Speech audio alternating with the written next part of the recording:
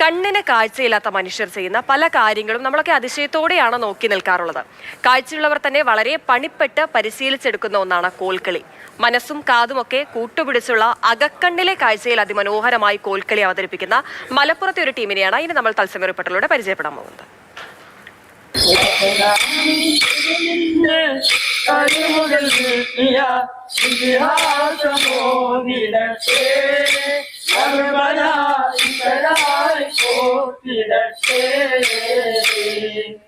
ഇടത്തും വലത്തും കോലുകൾ തമ്മിൽ കൂട്ടിമുട്ടുന്ന ശബ്ദം കേൾക്കണം.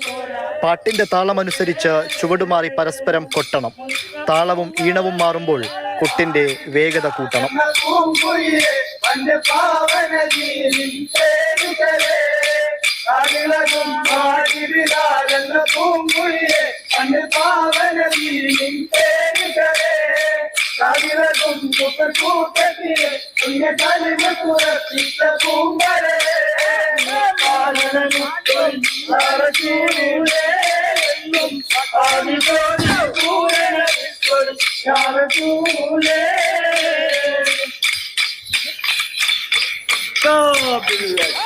പുളിക്കൽ എബിലിറ്റി ഫൗണ്ടേഷനും കൊണ്ടോട്ടി മോയിൻകുട്ടി വൈദ്യർ മാപ്പിളകല അക്കാദമിയും ചേർന്നാണ് കാഴ്ചയില്ലാത്തവർക്കായി കോൽക്കളി പഠിപ്പിച്ചത്.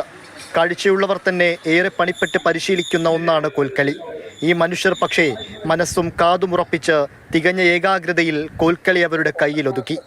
സംസ്ഥാന ഭിന്നശേഷി കലോത്സവത്തിൽ മത്സരിച്ചു, മികച്ച വിജയം നേടി. ഇവർക്ക് പരിശീലകനായത് ഇസ്മയിൽ ഗുരുക്കൾ പന്നിയങ്കര. കണ്ണിന് കാഴ്ചയില്ലെങ്കിലും അവരെ കഴിവ് അപാരമാണ്. കാരണം അവർ അത്രയും നമ്മൾ പറഞ്ഞു കൊടുക്കുന്ന കാര്യങ്ങളൊക്കെ അത്രയും ശ്രദ്ധയോടെ അവർ കേട്ടിട്ടാണ് ഈ കോൽക്കളി എന്ന കലയെ അവർ മനസ്സിലേറ്റി ചെയ്യുന്നത്. ഇവർക്ക് വേണ്ടി നമ്മൾ 10-15 ക്ലാസ് പറഞ്ഞാൽ രാവിലെ മുതൽ വൈകുന്നേരം വരെ നമ്മൾ ചെയ്തും കൊടുക്കുകയാണ്. കുറഞ്ഞ പഠിക്കലായിട്ടുള്ളൂ. ഇനിയും ഇവർ മുന്നോട്ട് വരാൻ വേണ്ടി നമ്മൾ ശ്രമിച്ചുകൊണ്ട് നിൽക്കുകയാണ്. ഇനിയും നല്ല പരിശീലനം ലഭിച്ചാൽ അതേ ഏകാഗ്രതയിൽ അവർ കുട്ടിക്കയറും, വേദികൾ കീഴടക്കും, കാണികളുടെ മനസ്സ് നിറയും. അകക്കണ്ണിലെ തെളിച്ചമുള്ള കാഴ്ചയിൽ ഈ കോൽക്കളി സംഘം മുന്നേറുകയാണ്.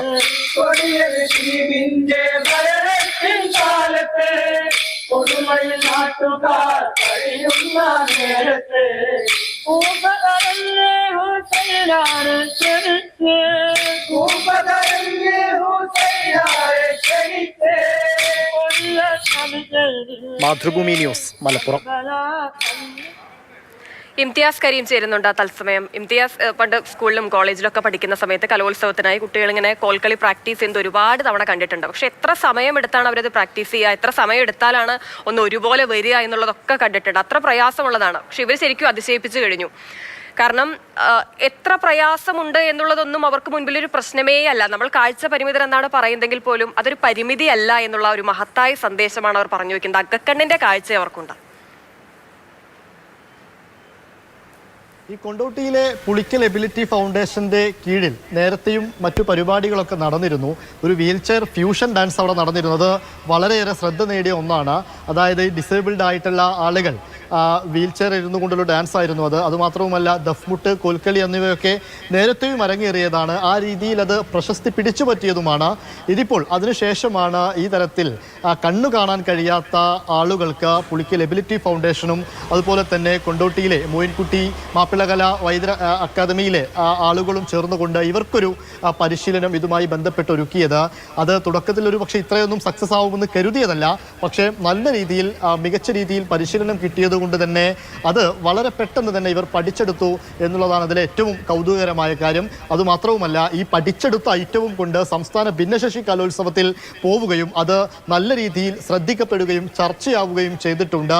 ഇപ്പോൾ ഒരർത്ഥത്തിൽ പറഞ്ഞാൽ ഇവർക്കത് കൃത്യമായി പഠിക്കാൻ പറ്റി. ഇനി നിരന്തരമായ പരിശീലനത്തിലൂടെ മെയ്വഴക്കം വരികയും കുറെ കൂടെ പ്രൊഫഷണലായ രീതിയിലേക്ക് അത് മാറ്റിയെടുക്കാൻ അവർക്ക് കഴിയുകയും ചെയ്യും. കുറെ വേദികൾ അവർക്ക് കിട്ടും എന്നുള്ളത് കൂടെയാണ് കാര്യം. നമുക്കറിയാം, ഈ കോൽക്കളിയുടെ ഒരു കാര്യം എന്ന് പറയുന്നത് വലിയ ചടുലതയോടുകൂടി വളരെ സ്പീഡോടുകൂടി കളിക്കുന്ന ഒരു ഐറ്റമാണത്. നമ്മൾ കലോത്സവങ്ങളിലൊക്കെ പോകുമ്പോൾ നമ്മളത് കാണുന്നതാണ്.